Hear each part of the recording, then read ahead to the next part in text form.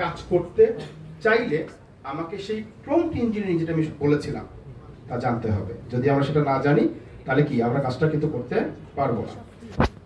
ওকে, আমরা একটু আগাই এবার। Social media strategy. এখন আমরা সোশ্যাল মিডিয়া স্ট্র্যাটেজির মধ্যে আসছি। আমাদের সোশ্যাল মিডিয়া স্ট্র্যাটেজিটা আসলে কতটুকু দরকার। দ্য পোস্ট ফ্রেমওয়ার্ক, এই নামটাও হয়তো আপনারা আজকে শুনে থাকবেন। Post framework. পোস্ট ফ্রেমওয়ার্কটা কি? পোস্ট নাম তো আমরা শুনেছি সবাই, people objective strategy and technology. অর্থাৎ আমরা এই ফ্রেমওয়ার্কের বাইরে গিয়ে যদি কাজটা করতে যাই আমরা 10 গুণ কমে রেজাল্ট পাই। আর যদি আমরা এই ফ্রেমওয়ার্কের মধ্যে থেকে কাজ করতে পারি তাহলে আমরা 10 গুণ বেশি রেজাল্টটা নিতে পারি। যেমন বলা হচ্ছে পিপলে হু আর টকিং টু, অ্যাকচুয়ালি আসলে কাদেরকে দিয়ে আপনি কাজ করাতে চাচ্ছেন, কারা কাজ করবে। যেমন আমরা ভিডিও কন্টেন্টের কথা বলেছিলাম যে আপনি কি হিরো আলমকে দিয়ে ভিডিও বানাতে চাচ্ছেন নাকি ওই যে আরেকজনকে দিয়ে ভিডিও বানাতে চাচ্ছেন, এইটার কথা বোঝানো হয়েছে। Objective, what do we want to achieve, এই যে আমি ভিডিওটা আসলে করব আমার গোলটা কি, আসলে আমার একটা লক্ষ্য আছে না যে আমি এই জায়গাটাতে যাবো, এটা কাজ করবো, সো আমার গোলটা কি সেটা এখানে আইডেন্টিফাই করতে হবে। স্ট্র্যাটেজি, এবার ওই অ্যাচিভমেন্টটা বা আমি গোলটা তো আমি সেট করেই ফেলেছি যে আমি এখানে যাবো, এটা করব, তো এই গোলটা বা এই অ্যাচিভমেন্টের জন্য আমার এবার প্ল্যান কি। দেন হচ্ছে এই প্ল্যানটাকে বাস্তবায়ন করার জন্য আমি কোন টেকনোলজিকে ইউজ করব। সকল টেকনোলজি সবকিছুর জন্য আশীর্বাদ কিন্তু না, অভিশাপও কিন্তু। যেমনটা আমরা অলরেডি সোশ্যাল মিডিয়াতে দেখেছি যে কিছু ফেক কন্টেন্ট দেওয়া হচ্ছে, আরেকজনের ফেস বসিয়ে ফেক জিনিস দেওয়া হচ্ছে, আরেকজনের ভয়েসকে ক্লোন করা হচ্ছে, এগুলো তো আমরা দেখতে পাই। তার মানে কি দাঁড়াচ্ছে, সবকিছু যে আবার আশীর্বাদ তাও কিন্তু না, অনেক ক্ষেত্রে অভিশাপ হিসেবেও দাঁড়িয়ে যাবে। সো আমাদেরকে রাইট ওয়েতে বুঝে ইউজ করতে হবে। আচ্ছা, সোশ্যাল মিডিয়া অ্যাড ক্যাম্পিং এর ক্ষেত্রে আমি এখানে একটা অ্যানাটমি রেখেছি, দেখলে যেটা আমরা বুঝতে পারবো যে আসলে আমাদের সোশ্যাল মিডিয়াতে আমরা কেন এঙ্গেজ হই, কেন আটকে যাই। আমার কথার সাথে আপনারা একমত হবেন নিশ্চয়ই। The anatomy of A Facebook ad, দেখেন 3টা পার্ট দেওয়া আছে, 1 2 3। এই 3টা পার্টকে যদি আমি একটু পিছনের দিকে যাই, আচ্ছা পিছনে নাই, এখানে আসি, 3টা লেয়ারে মূলতটা কাজ করে। 1 নম্বর লেয়ারকে বলা হয় হুক, শব্দটা শুনেছি, হুক, অর্থাৎ ওই যে বড়শি দিয়ে মাছ ধরার সময় যেটা থাকে এটা কি, হুকের মতোই তো, রাইট, যেটা দিয়ে আটকানো হয়। আপনি ফেসবুক যখন স্ক্রল করেন কন্টিনিউ, হঠাৎ করে এক জায়গায় আটকে যান না? প্রশ্ন হচ্ছে কেন আটকে গেলেন? আপনি স্ক্রলিং করছেন, তা করেন না, কে আপনাকে আটকাচ্ছে? আপনি আটকে গেলেন কেন? আপনি আটকে গেছেন না, আপনাকে আটকানো হয়েছে। কথাটা কি বুঝতে পেরেছি? আপনি কিন্তু আটকান না, যদি আপনি আটকাতেন তাহলে তো আরো অনেক কিছু ছিল, ওখানে আটকালেন না কেন? স্পেসিফিক ওইটাতে কেন আটকে গেলেন? 20টা পেজ স্ক্রল করার পরে 15 নম্বর কেন আটকে গেলেন? ডেফিনেটলি সে আপনাকে আটকিয়েছে, রাইট? যেটাকে আটকানো হয়, যেটা দেখে আপনি আটকে যান, সেটাকে বলা হয় হুক।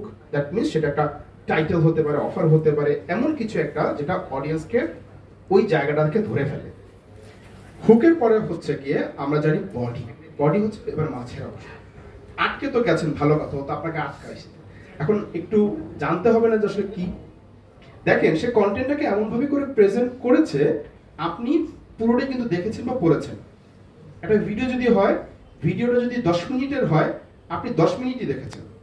এমন অনেক ভিডিও দেখতে পাই না? কিন্তু আবার এমন অনেক ভিডিও আছে 2 মিনিটের ভিডিও 2 মিনিটের আগে আমি দেখে চলে গেছি, শেষ করি নাই। তাহলে 10 মিনিটের ভিডিও কেন দেখলাম আর 2 মিনিটের ভিডিও কেন দেখলাম না? কারণ 10 মিনিটের ভিডিওর কন্টেন্টটা এমন ছিল, চেইন করা বা ব্রিজিং করা, যা আমাকে শেষ করতে বাধ্য করেছে। আমি বাধ্য হয়ে গেছি এই কন্টেন্টের কাছে, রাইট? দ্যাটস ওয়াই কিন্তু আমরা কি শেষ পর্যন্ত গিয়েছি। ফাইনালি হচ্ছে গিয়ে CTA, call to action button. ওই বডিটা যখন আপনি কভার করে ফেলেন, এবার আপনি একটা অ্যাকশনে গিয়েছেন, আই মিন সিদ্ধান্ত নিয়েছেন, আমি হয় কিনবো, নাহলে আমি সাইন আপ করবো, মানে একটা সিদ্ধান্ত আপনাকে পৌঁছাতে সাহায্য করেছে।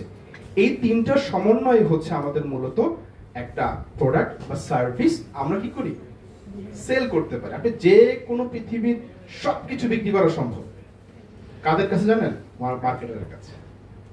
আর তারা যদি হয় ডিজিটাল মার্কেটার, তো আরো খাতারনাক। কেন বললাম? একজন ট্রেডিশনাল মার্কেটার, ধরেন এটা আমার একটা দোকান, শাড়ির দোকান, এখানে শাড়ি নিয়ে বসছি, তো আমার কাছে কাস্টমার আসবে না? তাহলে কাস্টমারকে দেখে কিন্তু আমি কম দামি বের করবো না বেশি দামে বিক্রি করবো, সেটা আমি আইডেন্টিফাই করতে পারি। বেশি টাকা নিব না কম টাকা নিব সেটা আইডেন্টিফাই করতে পারি, রাইট? একজন ডিজিটাল মার্কেটার সে তো কাউকে দেখতেই পাচ্ছে না, সে এত বিক্রি করে কিভাবে? Because of strategy, planning, right? সেই প্ল্যানিং এর কারণে একজন বিক্রেতা যিনি ট্র্যাডিশনালি বিক্রি করছেন তার থেকে অনেক গুণ বেশি বিক্রি করতে পারে কে? একজন digital marketer. Proper digital marketer সে পৃথিবীর সব বিক্রি করতে পারবে, তাকে আপনি যা দিবেন তাই বিক্রি করতে পারবে, যেটা বিক্রিযোগ্য না তাও বিক্রি করতে পারবে, because he have planned. Okay, so আসেন আমরা একটু সামনের দিকে আগাই। ফ্রিল্যান্সিং অপরচুনিটি, আমরা শেষের দিকে চলে আসছি। আমরা প্ল্যান জানলাম, আমরা এআই সম্পর্কে কিছুটা আইডিয়া নিলাম, আমরা হচ্ছে ডিজিটাল মার্কেটিং সম্পর্কে একটু আইডিয়া জানলাম, যে আমরা বুঝলাম আমাদের ডিজিটাল মার্কেটিংটা কতটুকু গুরুত্বপূর্ণ। তার সাথে এআই আমাদের কোনো কিছু দখল করবে না, বরঞ্চ আমাদেরকে বুস্ট করছে, আমাদেরকে হেল্প করছে কো পাইলট হিসেবে, রাইট? এইটা ধরে আমরা কিন্তু ফ্রিল্যান্সিং যদি করতে চাই করতে পারি। ফ্রিল্যান্সিংটা তো আমরা জানি, ফ্রিল্যান্সিংটা হচ্ছে এরকম একটা প্ল্যাটফর্ম যে আমার যে স্কিলটা থাকবে সেই স্কিলটা আমি যে কোনো একটা প্লেসে বসে, আমার স্কিলটা থাকছে, ডিভাইস থাকছে, ইন্টারনেট থাকছে, আমি পৃথিবীর যে জায়গায় থাকি না কেন আমার ইনকাম কি বন্ধ হয়ে যাবে? কোনো চান্স নেই। কেন? কারণ কাজ করতে পারছি, তো আমার তো অফিসিয়াল কোনো ওয়ার্ক করার প্রয়োজন পড়ছে না, যদি আমরা কিনা ফ্রিল্যান্সিং অপরচুনিটিটাকে নিতে চাই। তো যারা ফ্রিল্যান্সার থাকে তারা দেখবেন তারা বছরে কম হলো 2 থেকে 3 বার বিদেশ ট্যুর করে। কেন? তাদের অফিস নিয়ে চিন্তা নেই, তো ল্যাপটপটাই হচ্ছে তার অফিস, যেখানেই যাচ্ছে কাজ করছে, ক্লায়েন্টকে দিচ্ছে। ক্লায়েন্টকে আবার এটাও বলতে পারছে যে তোমার এই কাজটা ডেডলাইন এতদিনের মধ্যে, তার 2 দিন আগে আমি দিয়ে দিব, সমস্যা নেই। কেন এই কথাগুলো বলছে? কারণ ওই যে কাজ নিয়ে তো প্যারা নেই। আমরা কি বুঝতে পারছি বিষয়গুলো? ফ্রিল্যান্সিং সম্পর্কে তো আমরা সবাই জানি, কিন্তু ক্লিয়ারলি কতটুকু জানি এটা হচ্ছে বিষয়। এবং আমরা এই সেক্টরে কিন্তু সারা ওয়ার্ল্ডে একটা কমিউনিকেশন ক্রিয়েট করতে পারি, সারা ওয়ার্ল্ডের অডিয়েন্সের সাথে কানেক্ট হতে পারি, আমরা সারা ওয়ার্ল্ডের ক্লায়েন্ট বিল্ড করতে পারি। আমি যদি ধরেন একটা এক্সাম্পল দিচ্ছি, ধরেন আপনি একজন স্টুডেন্ট, আমি একজন স্টুডেন্ট, এক্সাম্পল আমি ফ্রিল্যান্সিং করছি কিন্তু আপনি করছেন না, বা আপনি ফ্রিল্যান্সিং কখনোই করতে চাচ্ছেন না বা করবেন না, কারণ আপনি এটা জানেন না। ধরেন এখন আমি তো করছি, 5 বছর পরে পৃথিবীর কমও যদি হয় তাও 20 থেকে 30টা দেশের ব্যক্তি স্পেসিফিক একজন হলো আমাকে চিনবে আফটার 5 ইয়ার্স। কিন্তু আপনি আগামী 30 বছরও কেউ আপনাকে চিনবে না বাংলাদেশের মানুষ ছাড়া। কেন? কারণ আপনি যে প্রতিষ্ঠানে ছিলেন ওই প্রাতিষ্ঠানিক ওই ডেস্ক জব করেছেন, দ্যাটসে শুধু আপনার ওইটুকুর মধ্যেই সীমাবদ্ধতা ছিল। আর যদি সোশ্যাল মিডিয়া কোনো অ্যাক্টিভিটিস থাকে তাহলে সোশ্যাল মিডিয়াতে কানেক্ট ছিলেন, এই জন্য চিনেছে। কিন্তু যখন একজন ফ্রিল্যান্সার সে তার ওই জায়গাটাকে স্কিলটাকে ইন্টারন্যাশনাল প্ল্যাটফর্মগুলোতে এক্সপান্ড করার সুযোগ পায়, তখন কিন্তু তার সারা ওয়ার্ল্ডে ক্লায়েন্ট তৈরি হয়ে যায়। এটা হচ্ছে ফ্রিল্যান্সিং এর একটা অপরচুনিটি, যেটা আমরা কন্টেন্টের মাধ্যমে, গ্রাফিক ডিজাইন করে, ডিজিটাল মার্কেটিং করে, অথবা আমি ভার্চুয়াল অ্যাসিস্ট্যান্ট সেই হিসেবে কাজ করতে পারি। আপনাদেরকে আরেকটা জিনিস বলে নেই, সিভিল ইঞ্জিনিয়ারিং তো শুনেছি আমরা সবাই, জানি না? এখন বলতে পারি সিভিল ইঞ্জিনিয়ার তো আসলে গিয়ে তো মাপা সুপা করে, এরা কেউ ফ্রিল্যান্সিং করতে পারে নাকি? এরাও করে সিভিল ইঞ্জিনিয়ারিং। অনেকে মনে করে সিভিল ইঞ্জিনিয়ারিং করার পর তো আসলে আমি কাজ পাবো কোথায়, তারাও ফ্রিল্যান্সিং করতে পারছে। আপনারা একটু রিসার্চ করলে আরো জানতে পারবেন। ওকে, আমরা এই প্ল্যাটফর্মগুলো হচ্ছে বাংলাদেশের মধ্যে না, সারা ওয়ার্ল্ডের মধ্যে জনপ্রিয় কিছু প্ল্যাটফর্ম, যেগুলোর মাধ্যমে সাধারণত আমরা আমাদের স্কিলগুলোকে কি করি, ইন্টারন্যাশনাল প্ল্যাটফর্মগুলোর সাথে অ্যাডজাস্ট করে কাজ করার সুযোগ পাই। ডুয়েল ক্যারিয়ার পাথ আজকের সেশনের মধ্যে খুব ইম্পর্টেন্ট একটা বিষয়, কারণ আমাদের উদ্দেশ্যটা কি থাকে, দিন শেষে আর্নিং, ইনকামটা আমাদেরকে করতে হবে। এখন আমি ইনকামটা যে করবো অ্যাকচুয়ালি সেটা আসলে আমি কিভাবে করবো? আমি কি সম্মান নিয়ে করবো, সম্মান ছাড়া করবো, কিভাবে করবো? ইনকাম তো সবাই করছে কম বেশি, তাই না? তো এখানে আসে dual career path for career growth. আমরা দুটো পদ্ধতিতে আসলে অ্যাকচুয়ালি চাইলে আমরা এই সেক্টর থেকে আয় করতে পারি। একটা হচ্ছে উইদিন দ্য বাংলাদেশ নেভি, আমরা বাংলাদেশের নেভিদের সাথে কাজ করতে পারি। কিভাবে করে? দেখেন, become a digital communication officer. আপনার যখন ডিজিটাল স্কিলগুলো হবে, আপনি ডিজিটাল কমিউনিকেশন অফিসার হিসেবে কাজ করতে পারছেন। Lead the Navy's recruitment marketing sales. আমরা নেভিতে যাদেরকে অ্যাপ্লাই করছি, মানে যাদেরকে আমরা জব হিসেবে রিক্রুট করছি, সেখানে যদি আমার স্কিলগুলো না থাকে, ডিজিটাল স্কিলগুলো না থাকে, আমি সেই সেলে কাজ করতে পারবো না। হেড স্ট্র্যাটেজি সাইঅপস, অর্থাৎ সাইকোলজিক্যাল অপারেশন, যেটা আমি বলেছিলাম শুরুতে, এবং পাবলিক অ্যাফেয়ার হিসেবে এখানে কাজ করতে পারবো যদি আমরা ওই সেক্টরে কাজ করতে চাই। আরো অনেক অপশন আছে, বাট স্লাইডে আসলে অত কিছু রাখা যাচ্ছে না। কর্পোরেট অ্যান্ড এন্টারপ্রেনার ওয়ার্ল্ড, যদি আপনি মনে হয় যে না আসলে আমি উদ্যোক্তা হতে চাই, আমরা এখানে অনেকে আছি না যে আসলে আমি সেলফ ডিপেন্ডেন্ট হতে চাই, নিজের উপর নির্ভর করতে চাই, কারোর উপর নির্ভরশীলতা দিতে চাচ্ছি না বা থাকতে চাই না, সেটার জন্য আপনাকে এই ডিজিটাল মার্কেটিং এবং এআই সবচেয়ে বেশি হেল্প করবে। কেন? ডিজিটাল মার্কেটিং ম্যানেজার হিসেবে আপনি কাজ করেন আপনার প্রতিষ্ঠানের জন্য অথবা আপনার অন্য প্রতিষ্ঠানের জন্য, বিজনেস ডেভেলপমেন্টের জন্য সেটা করতে পারছেন, সোশ্যাল মিডিয়া স্ট্র্যাটেজিস্ট হিসেবে কাজ করতে পারছেন, এআই মার্কেটিং স্পেশালিস্ট হিসেবে কাজ করতে পারবেন, ফাউন্ডার হতে পারছেন তো নিজের কোম্পানির জন্য, অর্থাৎ আপনার কোনো প্রোডাক্ট সার্ভিস হোয়াটএভার আপনি কি চাচ্ছেন সেল করার জন্য সেটা আপনি সেল করতে পারছেন। আসেন আমরা শেষে একটা কথা বলেছি, মানে শুরুতে কথা বলেছিলাম, শেষে কিন্তু আমি কি করব, আপনাদের একটা প্রশ্ন ছুড়ে দিই যে আমরা যা শিখলাম আমার ব্রেনটাকে ইউজ করে একটা প্র্যাকটিক্যাল নলেজ আসলে আমি নিতে পেরেছি কিনা এখান থেকে, এই সেশনটা হচ্ছে এখন সেটা। স্ক্রিনে লেখা আছে, আমরা একটু পড়তে পারি ডেফিনেটলি। সিচুয়েশনটা হচ্ছে এমন যে public awareness of the Navy's humanitarian role is low among urban youth, অর্থাৎ আমাদের শহরে যে সকল ছেলেপেলা থাকে তাদের মধ্যে আসলে অ্যাওয়ারনেসটা খুবই কম নেভির এই কালচারগুলো বা বিষয়গুলো। আমাদের মিশন হচ্ছে create a 1 week social media campaign to increase awareness and positive sentiment by 25%। ওটা হচ্ছে আমাদের সিচুয়েশন, কি অবস্থায় আছে, আর ধরেন এটা হচ্ছে আমাদের মিশন যেটা আমরা চাচ্ছি। এখন এক্সিকিউশনটা করতে হচ্ছে এরকম যে আমাদের টার্গেটেড অডিয়েন্সটা আসলে কারা বা কি, কোন প্ল্যাটফর্মগুলো কোথায় হতে পারে, on AI tool you will use, কমপক্ষে আপনি একটা এআই টুলস এর কথা বলতে হবে, এবং কি মেসেজ বা কন্টেন্ট আইডিয়াটা আসলে কি হবে। এই এক্সিকিউশনের জন্য আমাকে কে অ্যান্সার দিতে চাচ্ছেন? আপনাকে রিপিট করবো নাকি বুঝতে পেরেছেন? আচ্ছা, প্রেক্ষাপট দেওয়া আছে, বর্তমান সিনারিওটা দেওয়া আছে উপরে, যে শহরের মানুষগুলো ব্যস্ততার কারণে আমাদের নেভির কালচার বলেন বা নেভির যে কি বলে কি প্ল্যাটফর্মে যে সকল কাজগুলো হয় বা তাদের ক্যারিয়ার সম্পর্কে অনেক কিছু হতে পারে, তো এই সম্পর্কে সে সচেতন না বা তারা জানে না অনেকে। তো মিশনটা হচ্ছে আমাদের এক সপ্তাহের যে আমি একটা সোশ্যাল ক্যাম্পেইন ক্রিয়েট করবো, একটা অ্যাওয়ারনেস ক্রিয়েট করবো, যেটার মাধ্যমে একটা পজিটিভ সেন্টিমেন্ট ক্রিয়েট করবো 20% অডিয়েন্সের মাঝে, রাইট? সো এখানে এবার এক্সিকিউশন কথা বলা আছে যে আমার এক্সিকিউশন কি করতে হবে। প্রশ্ন হচ্ছে এখানে আমাদের টার্গেট অডিয়েন্স কারা হবে, তারপর হচ্ছে কোন প্ল্যাটফর্ম বা কোন প্ল্যাটফর্মগুলো কোনটা হবে, এবং কোন টুলসটা আপনি ইউজ করবেন এআই থেকে। আমি পিএমএল 5 থেকে অন্বেষণ বনি। আমাদের টার্গেট অডিয়েন্স থাকবে বাংলাদেশ নেভি। তো তাদেরকে যদি আমি রিচ করতে চাই, সেই ক্ষেত্রে আমার যদি পরিচিত কেউ থাকে আমি তাদেরকে সেইভাবে সার্ভের মাধ্যমে রিচ করতে পারি। এখানে আমার কোর প্ল্যাটফর্ম আমি মানে নিজের ক্ষেত্রে চ্যাটজিপিটি ইউজ করব। আর আরবান, আমি বলেছি শহরে আমরা যে ইয়ং পিপল আছি না, আমরা শহরে আছি, আমরা নেভি সম্পর্কে জানি না কিছু, আমি নেভিতে ক্যারিয়ার তৈরি করতে চাচ্ছি, না জানলে তৈরি করবো কোত্থেকে, জানতে তো হবে। তো জানানোর জন্য আসলে আমার অ্যাকচুয়ালি এই এক্সিকিউশনটা আমার দরকার, যে মিশন বলা আছে এখানে যে আমি এখানে এক সপ্তাহটা ক্যাম্পেইন তৈরি করবো, একটা অ্যাওয়ারনেস ক্রিয়েট করবো। তবে কি করতে হবে, আমার অডিয়েন্স লাগবে, আমার টার্গেট অডিয়েন্স কারা, আমি কাদেরকে টার্গেট করবো, তারপর হচ্ছে বলা হচ্ছে কোর প্ল্যাটফর্ম। এবার বুঝেছি? কনফিউজড? আচ্ছা ঠিক আছে, আমাকে সবকিছু বের করে দিতে। সেকেন্ডলি আমি যদি করি, ফার্স্ট অফ অল আমাদের পাবলিক অ্যাওয়ারনেসটা দরকার আছে, তো ক্যাম্পেইনটা হবে আমাদের পাবলিক অ্যাওয়ারনেস। সেকেন্ডলি আমাদের লো অ্যামং দ্য আরবান ইউথ হচ্ছে আমাদের টার্গেট, এবং আমাদের সোশ্যাল মিডিয়া ক্যাম্পেইন চালাতে হচ্ছে, তার মানে আমাদের সোশ্যাল মিডিয়া হচ্ছে কোর প্ল্যাটফর্ম, মানে কোর প্ল্যাটফর্মের মধ্যে সোশ্যাল মিডিয়ার মধ্যে ইউথটা বেশি থাকে হচ্ছে ফেসবুকের মধ্যে, ইনস্টাগ্রামের মধ্যে। সো আমরা ফেসবুকে টার্গেট করতে পারি, ইনস্টাগ্রামে টার্গেট করতে পারি। কি মেসেজটা হবে, আমাদের নেভিস হিউম্যানিটেরিয়ান রোল, মানে তারা হিউম্যানিটেরিয়ান রোল কিভাবে প্লে করতেছে, আমরা সেটা একটা ভিডিও করতে পারি, আমরা ছবি দিতে পারি।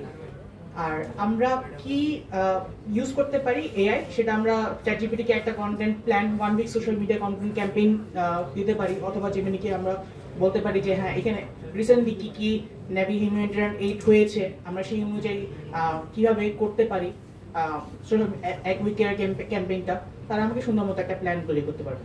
তো মেজারটা আমরা করতে পারি যে আমাদের অ্যাকচুয়ালি মানুষরা এঙ্গেজ করতেছে কিনা বা অ্যাওয়ার হচ্ছে কিনা, কতজন ভিউ করতেছে, কতজন এঙ্গেজ করতেছে, কতজন কমেন্ট করতেছে, আমরা সেভাবে এটা মেজার করতে পারি। Thank you. আর কেউ মানে ইয়ং জেনারেশনের কথা বলা হয়েছে, কিন্তু তাহলে ইয়ং জেনারেশনের বয়স কত হতে পারে? ইয়ং কথা বলা হয়েছে মানে কি বয়স পেয়ে গেছি, রাইট? বয়স কত হতে পারে? আমরা ধরতে পারি 18 থেকে বা 20 থেকে 25-30 পর্যন্ত, এর বেশি আমাদের যাওয়ার প্রয়োজন নেই। তাহলে আমাদের টার্গেটেড অডিয়েন্স কিন্তু অ্যাওয়ারনেস এন্ড পজিটিভ সেন্টিমেন্ট, আমাকে সচেতনতা বৃদ্ধি করতে হবে এবং কি করতে হবে, একটা পজিটিভ সেন্টিমেন্ট ক্রিয়েট করতে হবে অ্যাটলিস্ট 20%। এবং স্পেসিফিক করে কিন্তু কোনো সোশ্যাল মিডিয়ার নাম বলা হয়নি, জাস্ট সোশ্যাল মিডিয়া বলা হয়েছে। এখন আসেন, আপনাদেরকে যদি প্রশ্ন করা হয় আপনি ফেসবুকের মধ্যে যতটুকু সময় ব্যয় করেন তার মধ্যে সবথেকে বেশি সময় ব্যয় করেন কিসে? রিলসে, রাইট? ইউটিউবে, লং ভিডিও, ইউটিউবে শর্টসে, রাইট?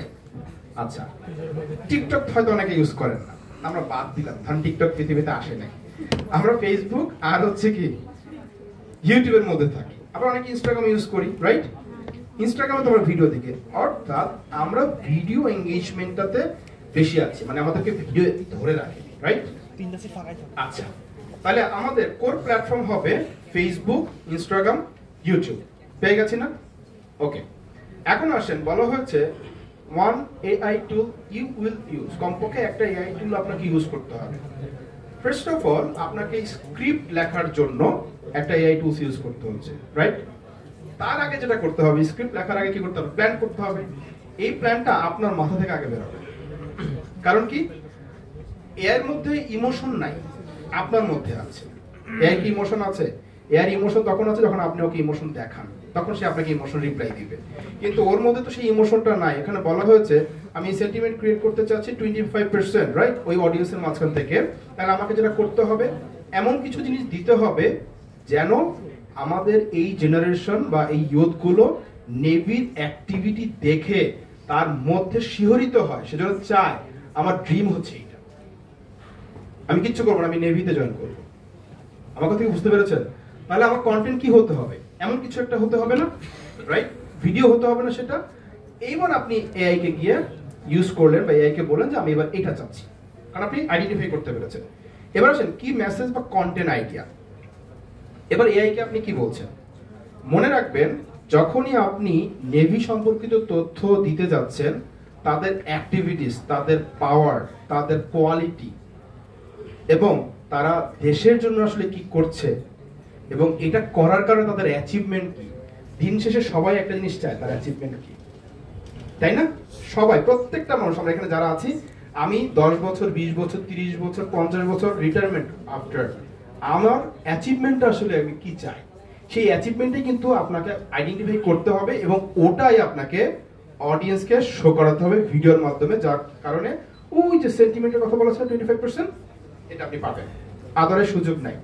এবং বলা হচ্ছে দেখেন, sustainment, how will you measure success, আপনি সাকসেসটা কিভাবে অ্যাসিওর করতে পারবেন?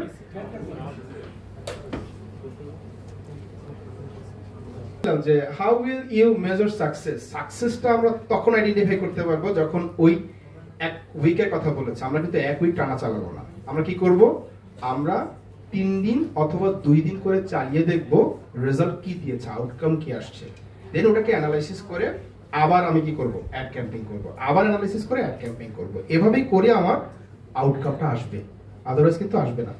এবার কি কনফিউশন যারা ছিলাম বুঝেছি? Clear? Sure? Thank you. Okay, কনক্লুশনে চলে আসলাম।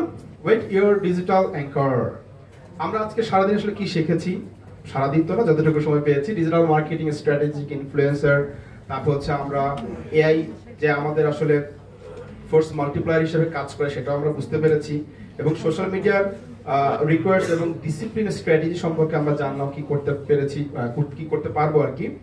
This skill are your career essential for life. এই স্কিলগুলো অর্থাৎ ডিজিটাল মার্কেটিং প্লাস এআই, এই দুটো হচ্ছে আপনার যুদ্ধক্ষেত্রে যাওয়ার জন্য মানে অস্ত্রের সামগ্রী বলতে পারেন। আপনি যে কাজই করেন না কেন সারা পৃথিবীতে, মৃত্যুর আগ পর্যন্ত যত কাজ করবেন, তাকে যদি স্মুথ করতে চান, মার্কেটিং সেক্টরে করেন আর না করেন, এআই আপনার জন্য ম্যান্ডেটরি। মানে আপনি কিসে কাজ করবেন এটা পরে, কিন্তু এআই আপনার জন্য ম্যান্ডেটরি, এটা হচ্ছে কি, এটাই আগে। সো আমরা যদি এআই সম্পর্কে আরেকটু জানতে চাই, তাহলে আমাদেরকে শেষের সেশন আসলে কি করা যাবে, আমরা আসলে কিভাবে করে জানতে পারি, আমাদের নিজেদেরও তো কিছু ভিশন মিশন থাকবে। আমরা যে আজকে এখানে এসেছি উদ্দেশ্যটা কি? উদ্দেশ্যটা হচ্ছে আপনাদেরকে কিছু দেওয়া, এবং সেটা অবশ্যই কি একটা সেশনে কখনোই সম্ভব না। প্রপার ওয়েতে একটা গাইডলাইন যখন থাকবে এবং সেটা অনুযায়ী যখন আমরা চলতে পারবো তখনই পসিবল হবে। সো আমার সাথে কন্ট্যাক্ট করতে চাইলে এটা হচ্ছে ছোট্ট একটা কন্ট্যাক্ট ইনফরমেশন আমার, যেটার মাধ্যমে কোনো ধরনের কোনো হেল্পের যদি কখনো প্রয়োজন পড়ে বা কোনো কিছু জানার প্রয়োজন পড়ে, ডেফিনেটলি আপনি আমার পর্যন্ত রিচ করতে পারবেন ইনশাআল্লাহ। সো কোনো কোশ্চেন আছে কিনা? আমরা শেষ স্লাইডে চলে আসছি। কোনো প্রশ্ন থাকলে আমি প্রশ্ন উত্তরে যাব কম সময়ের জন্য, থাকার কথা না। আছে? জি। এখানে মাঝখানে একটা কথা উঠেছিল যে এআই জব নিচ্ছে না, মানে এআই জব কারো ছিনিয়ে নেবে না। এখানে আমার কোশ্চেন হচ্ছে এআই কি আসলে জব ছিনিয়ে নেবে না, নাকি এমন কারো জব ছিনিয়ে নেবে না যারা এআই কে ইন্টিগ্রেট করতে পারে নিজের জব সেক্টরে? কারণ বেসিক জবগুলো এখন আমরা সবকিছু এআই এর মাধ্যমে করি, আমরা কোডিং বলি, আমরা ডিজাইনিং বলি, আমরা ভিডিও এডিটিং বলি, সবকিছু কিন্তু আমরা হচ্ছে এআই এর মাধ্যমে করতেছি। তাহলে যারা বেসিকলি একটা বেসিক স্কিল নিয়ে আমরা মার্কেটে ঢুকে যাচ্ছি বা মার্কেটে কাজ করে যাচ্ছি এতদিন ধরে, তো এই জিনিসটা কি এআই ছিনিয়ে নেবে না, নাকি এআই তাদেরকে ছিনিয়ে নেবে না যারা অলরেডি স্কিল এবং এআই কে ইন্টিগ্রেট করতে পারতেছে? Thank you so much. ব্যাখ্যাটা আমি এভাবে দিব, ধরেন আমি বাড়ি বানাতে চাই। এখন একজন ব্যক্তি আর্কিটেকচার নিয়ে পড়াশোনা করেছেন, আরেকজন আঙ্কেল আছেন যিনি তার নিজের বাড়ি নিজেই বানিয়েছেন, কিন্তু উনি ডক্টর। তো উনি ডক্টর, ওনার নিজের বাড়ি উনি নিজে বানিয়েছেন, ওনার তেমন কোনো ইঞ্জিনিয়ার দরকার পড়ে নাই। এখন যদি বিষয়টা এমন হয় যে আমি বাড়িটা বানাতে চাই, আমি কি ওই ডক্টর আঙ্কেলের কাছে যাব নাকি একজন আর্কিটেক্ট ইঞ্জিনিয়ারের কাছে যাব?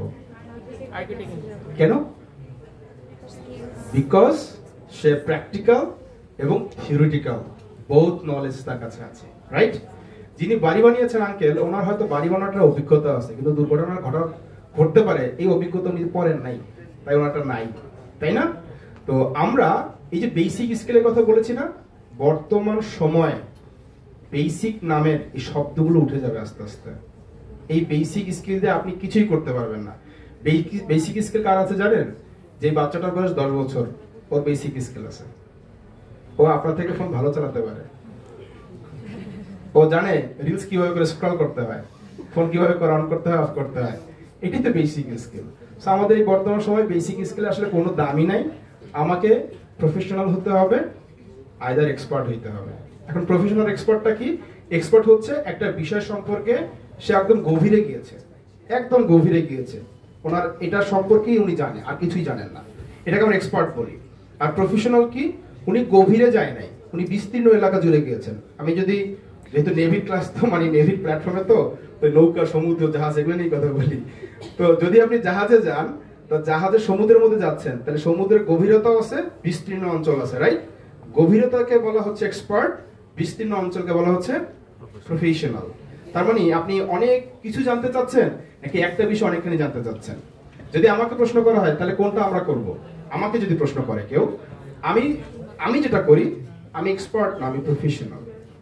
কেন? কারণ আমি একটা বিষয়ে যদি এক্সপার্ট হই, ওই জিনিসটা যদি মার্কেট থেকে হারানো শুরু করে, আমাকে আবার নিজেকে নতুন করে স্কিল হইতে হবে।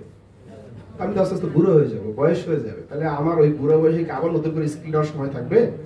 এই জন্য আমি প্রফেশনালটাকে পছন্দ করি, যে আমার অনেক বিষয়ের উপরে অনেক বেশি স্কিল থাকবে, যেন কোনো একটা বিষয় যদি কখনো ড্রপে পড়ে যায়, আমি যেন সেখানে না ফেসে যাই। Thank you so much.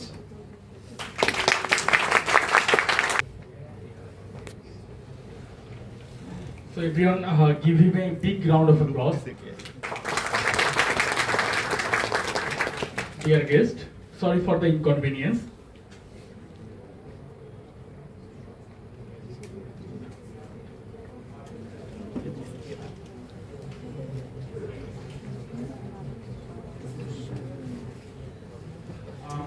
Now we are going to a small break, a 3 minutes break. After that, we will continue our session. So thank you so much.